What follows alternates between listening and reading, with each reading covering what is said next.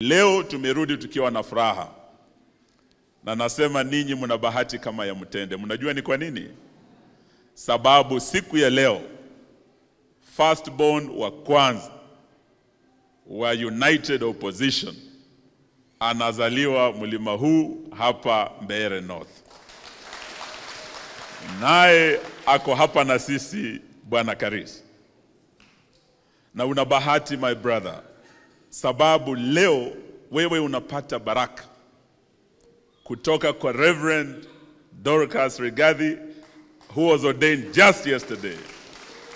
Yani amekuja fresh from the kitchen akiwa na blessings moto moto. Na vile atakuombea siku ya leo Karis, maombi yake yataenda direct mbinguni na wewe utaingia bungeni.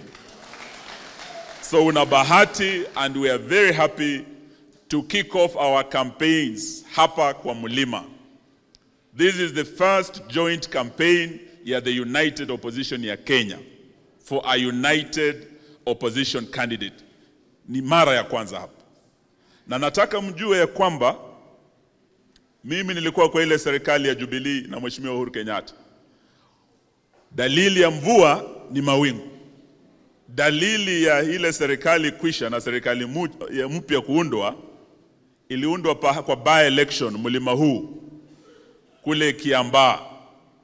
Kuna kajamaa kanaitwa Kawanjiku, kalitunyorosha huko kakaingia bungeni. That is how this government ilianza kuundwa. Ilikuwa mlima Kenya. Na naamini the next government itaanza kuundwa hapa Mbeere North kwa by election hii tarehe 27 kupitia Bwana Karis.